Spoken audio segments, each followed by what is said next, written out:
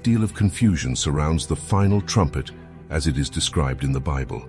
To help you understand and analyze the final trumpet, let us delve into its complexity.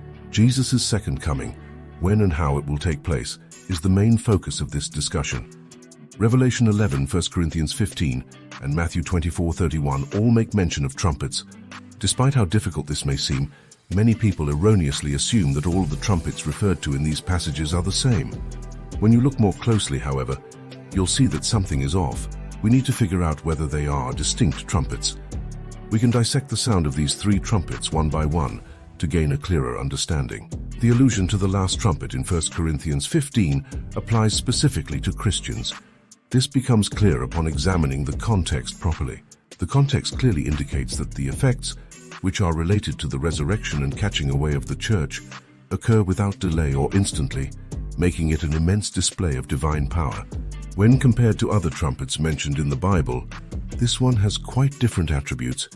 The connection between 1 Corinthians 15 and the resurrection of the dead is further explained in 1 Thessalonians 4:15-18, which states, "Listen, I tell you a mystery.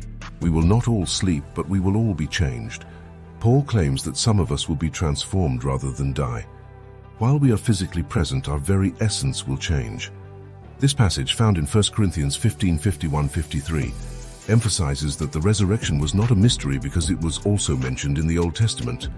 The mystery at hand concerns the translation of living believers, those who have not fallen asleep. There's no indication in the Bible that the second coming will include the resurrection of living Christians.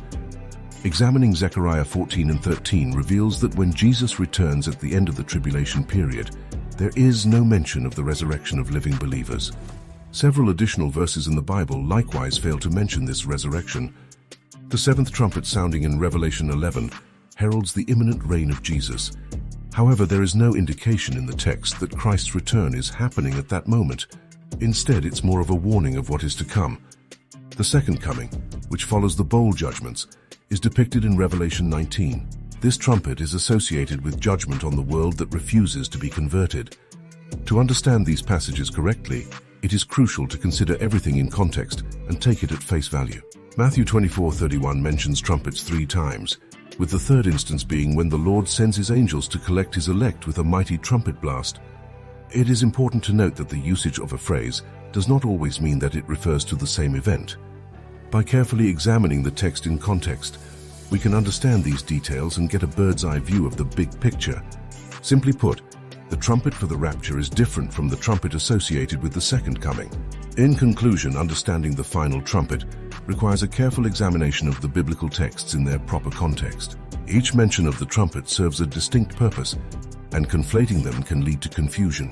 By analyzing each passage closely, we can gain a clearer understanding of the events surrounding the second coming of Jesus Christ and the significance of the trumpets mentioned in the Bible. Thank you for listening. Please like, share, and subscribe to Grace to Prophecy Network.